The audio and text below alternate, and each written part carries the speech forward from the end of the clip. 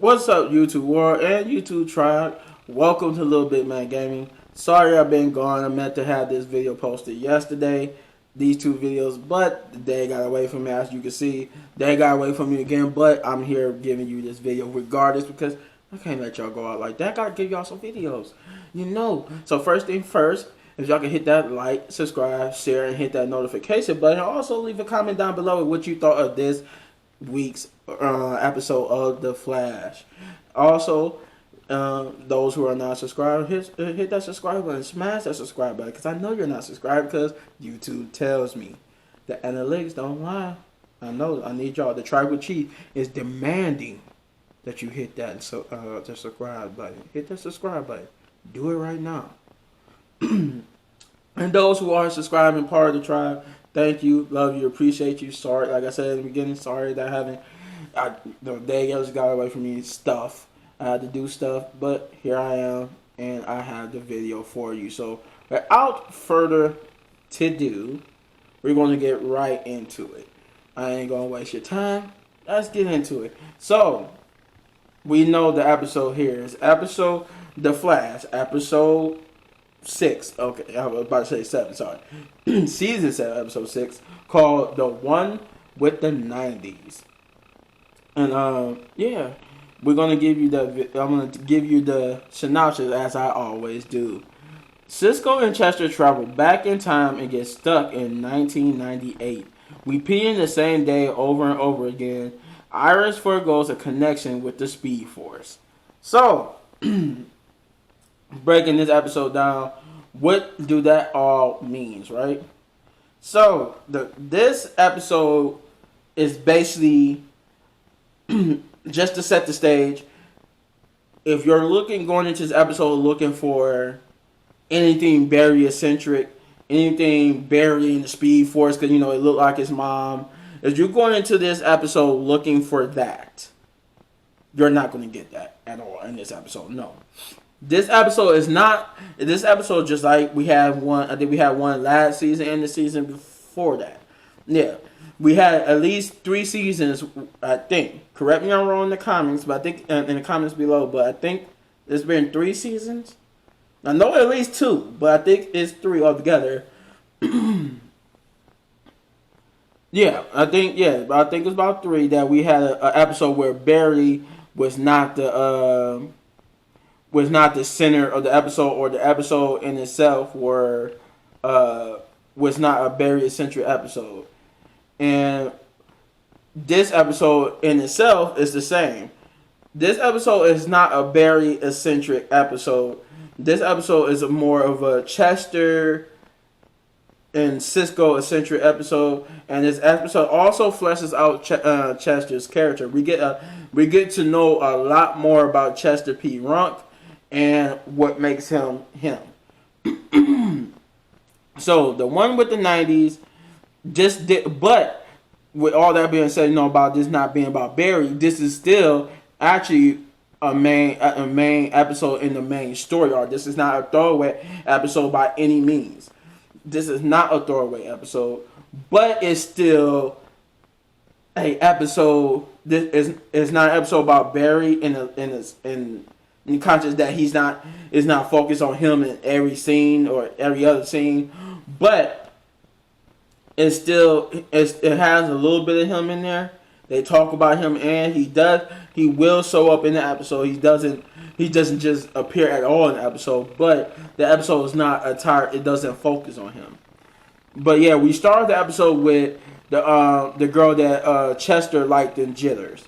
She's on the phone talking to a friend, and a crazy Roman dude who you think maybe it's just a party in a local college. Some dude drunk terrorizing people, thinking he from the Roman times, and she's talking about how the weirder the city gets, and then all of a sudden if she feels an earthquake. Now we might think, it's I can't say her name, guys. Forza, whatever how Cisco said it. Sorry, I'm butchering it. But we think it's her. No. It's a scene straight out of Jurassic Park. She gets confronted by a dinosaur, chased off. But this is one of those episodes where it starts out, the beginning of the episode is technically towards the end, but it's like a flat. It starts off at the end, but then flashes back a couple hours to show us how we got there. And once he gets chased off by the dinosaur, it goes back a couple hours earlier, a couple hours, days, whatever earlier, and we see what leads to that.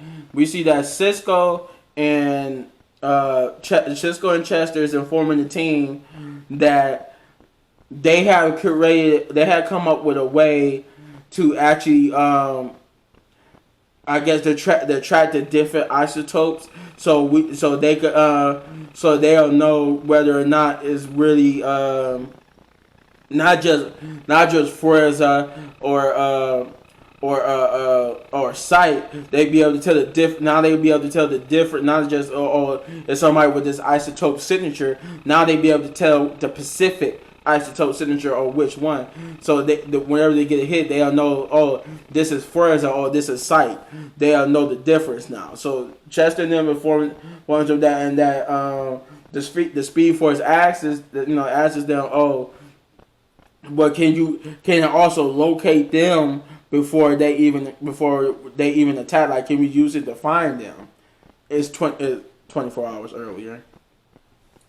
By the way, I just saw it in my notes as I was scrolling to get to where I'm talking about. I wrote 24 hours earlier. So, yeah, they trying to fit the Speed Force. It's actually a funny little scene with Chester. Chester meeting the Speed Force for the first time, and he's all flabbergasted and excited because they treat the Speed Force like it's a god, because essentially it's virtually on that level of a god, because it's not human, it's not alien, it's a force. It's a force that grants powers. And it's a force that's living, that's knowing. It could communicate. It's a self-aware force that could take a form of somebody just to talk to you. So in this case, we already know it took the form of Barry's mom. So now the Speed Force, Chester meets her. He's like, oh God, yes, blah blah. You're this all magnificent, going. He's giving all these magnificent names to it. And she's like, yes, Chester, I am the Speed Force. And he's like, oh, cool. She knows my name. He's starstruck, because he's like, can't believe she knows my name. And, they're all like, yeah, she knows your name. But then that's when they inform them that they got this device that could track the Pacific, I almost got tongue tied there, but the Pacific isotopes of the forces. That's what they call them, the forces right now. And they'll know whether it's Forza or whether it's Psych. And that's when she asks, oh, well, can we go track them before, can we use it to track them before they ever attack or whatever? Could we just go find them now with it? And they inform her that at the moment, no, they don't have a way for it. At the moment, that's how far they got with the brainstorming. They found a way to just track the Pacific isotopes. So they still won't know unless it's unless they attack which one it is, or if it's a new one. They also check on Barry. To see how he's doing. He's still in the coma, still recovering from the psychic attacks of Psych and whatever. The Speed Force itself. We found out the Speed Force itself in the form of Nora is telling them she's as she's speaking to them, she's using her power, because I think she's near complete, fully healed, and she's telling them that she's using basically her power to heal him as fast as she can. Which is cool in itself, because I'm like, that's cool that she could actually heal. She could actually use her powers to heal somebody while she's just talking to them. Like, it's because she's a force, she could do it simultaneously. It's not no effort to her. which I still have questions. I thought when they, I still have my lingering question. Maybe, like I said, if I missed it, let me know in the comment down below. But I thought the Speed Force was dead and that they made the artificial Speed Force. So did I miss it somewhere that when they made the artificial Speed Force, and I've been watching the show, but somehow I must have missed it, that when they made the artificial Speed Force, they actually brought back the real Speed Force? Like, I don't understand. That's how it's going? Because I'm pretty sure she was dead. So how was she able to come back? And it's obvious she's the Speed Force. So how was she able to come back if the Speed Force was dead? I thought they just created the artificial Speed Force, but apparently, I'm guessing when they created the artificial Speed Force, they connected it to the real Speed Force and revitalized and brought back the Speed Force. I don't know. But apparently, whatever they did is causing all these forces to come. So Chester and them go set up these little devices across the city because they said they have enough tech in the van to go make what they need, right? So they go take the tech. They go take it. And they plant this tech around town. We get a nice little scene with Kate. A little funny scene between Kate and Killer Frost. And it was just a fun little scene about art and how Killer Frost is getting in touch with her artistic side. And she wants to hang this not so flattering painting on an empty wall. And, Katie like, well, I want to put this painting right here. So we already seen the little sister bond. They got head butting with each other. But it's cool. It's a nice little dynamic. And I don't really not mind it. But yeah, so Cisco and them go put these devices across the town. And as they setting it up, they try to get they turn the machine on, but the machine busts. Like the machine, I guess they put like this little cartridge in there, but the machine itself busts. But the cartridge that they use to detect the isotopes still works, and they realize that that is actually the isotope is actually the machine, the little cartridge part is actually working. And this particular area, they set the machine that they shown setting this machine up as Masonville, which we thought would be, which you think would be a payoff to where Barry was talking about that in one of the previous episodes, but it's actually like a connection to Chester, because we found out that Chester is actually a resident of Masonville. He went to high school there and stuff before they moved. Due to some unknown reason that we will find out later on, that has something to do why he moved from Masonville. But yeah, they realized, Chester tells that to Cisco, had a little conversation about that, but then that's when the machine busts. They take out the little cartridge, well, this is still working, and they try to figure out what went wrong with the holder, with the little mini satellite thing, and they realize that as they are talking about it, the cartridge that actually detects the isotopes, the different isotopes or something, is detecting a new isotope, but they don't know is that at the time. They just think it's detecting the isotope. And Chester's like, he's hitting Cisco. He's telling him, hey, look. And they look. It's this green wave, and it's coming to hit them. And they think it's about to obliterate them. But actually, it just does nothing to them. It doesn't change nothing to them. They're okay. They're like, oh, well, they didn't do nothing, right? Wrong. They don't have they don't have their cell phones, and the Star Labs van is gone. It's disappeared. So they try to go to where the van is at. Chester hits this force field, and he's like, oh, unless the van got some type of cloaking technique that I don't know about, there's a force field here. So they end up going into town in Masonville and see that Masonville in itself is now 1998, because they look on the theater. They see that the theater got not the theater, but the local Blockbuster. They see that the local Blockbuster was just put up. They got multiple copies of Space Jam back in stock. And they are flabbergasted to see Blockbuster, Space Jam, and the fact that everybody's dressed like they're in the 90s and using the 90s wireless phones and all that type of stuff. So they realized they're in the 90s. And that's when they realized that the wave was another work of a force, because they see that once they fix it, they see that the isotopes was going off, but not for or sight. They see that it was detected a different force altogether, and that they figure out that this what's happening to them is a product of a new force, and They go to go investigate. They track the signature down to Chester's high school. They figured out that whoever is doing this is at the high school at least. But once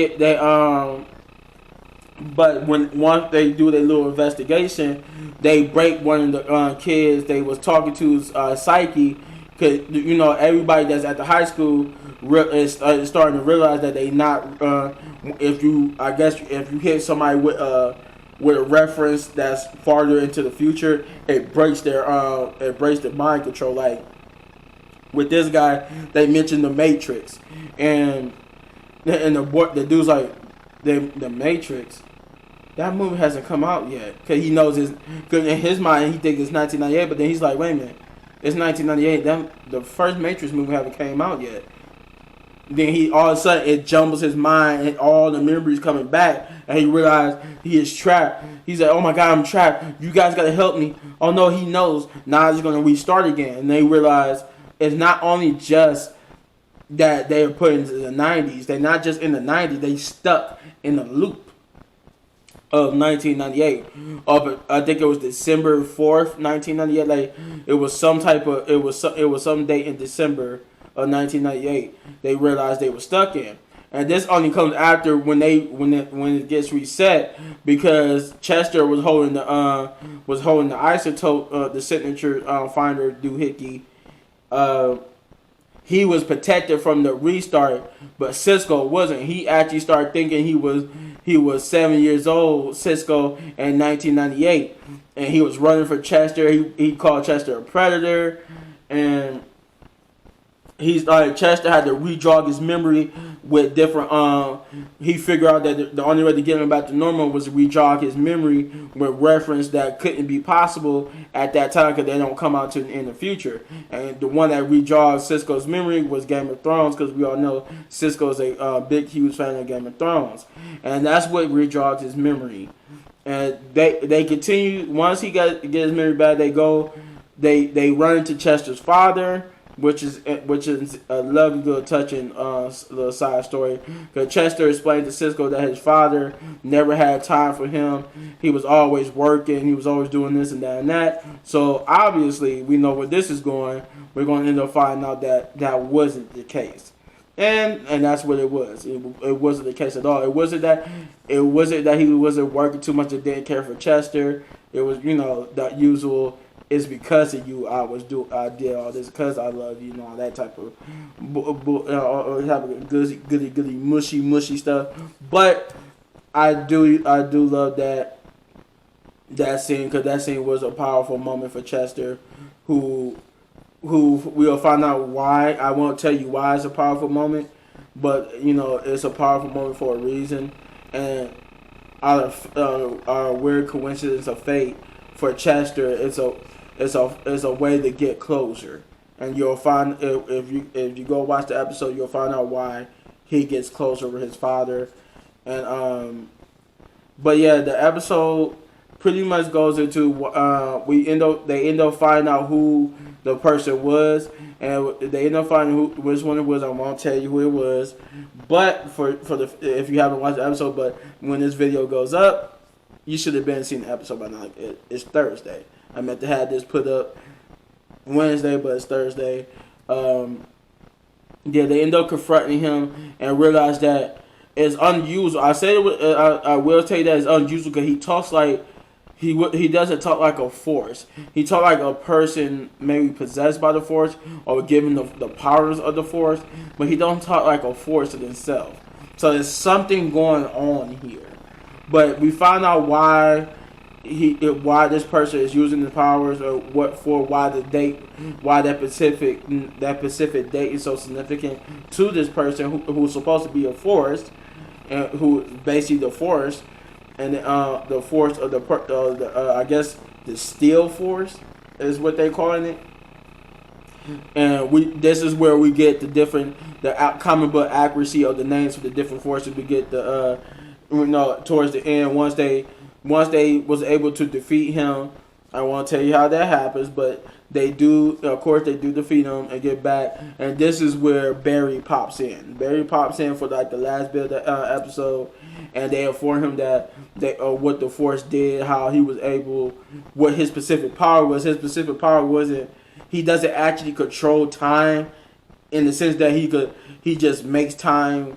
He could send people back. He could send the area that he's in back to the time he wants to, and that just in the beginning stage, he's starting to figure out that he could, thanks to Cisco and them, he actually figured out how strong he really is and how really he could affect time.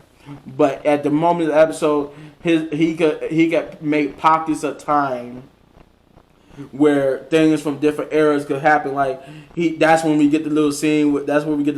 Where Cisco, not Cisco, but Caitlin, Iris, and Joe, and all them. They look like different people from different eras. It was Iris with the fro and the power. We get a little nod to that. But we get to see. That's where we get to see that, because as his power grows, he can affect different areas of the city, and we saw that he was changing people from. It wasn't just 1998. 1998 was just for Midville, Masonville, but everywhere else it was different eras, and that's why we got that scene from the beginning with the dinosaur and stuff and the Roman god. We figured out that really wasn't a Roman. That really wasn't just some drunk cottage kid pretending to be a Roman soldier. That was really a Roman soldier from that time because of the Force. But once they defeat him, they go up and inform Barry, and then that's when Cisco start giving the Force's names.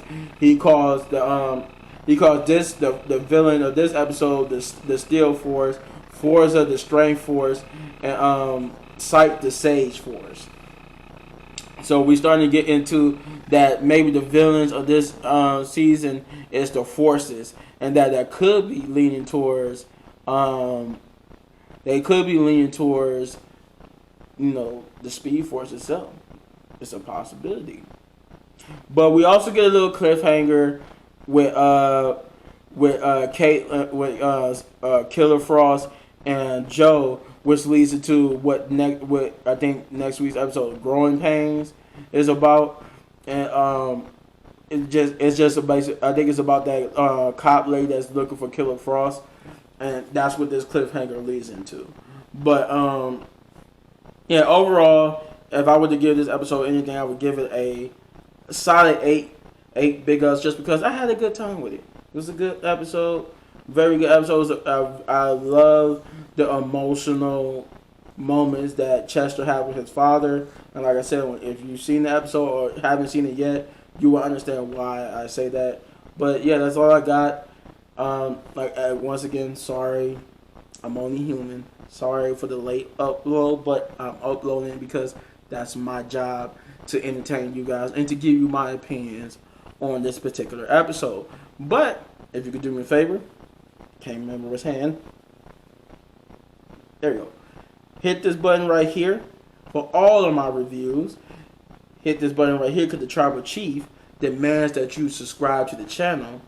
Or hit any one of these for more of my great, amazing content. I will have more for you. I will have the Supergirl after this, and I'm gonna do some gameplays. I'm gonna try to have stuff wrap up because this weekend is my birthday. So I think the only thing I'm gonna have doing over the weekend is for WrestleMania. I'm gonna do a review for night 1 on WrestleMania on Sunday, and then Sundays on Mondays. But that's all I got. See you in the next video. Peace.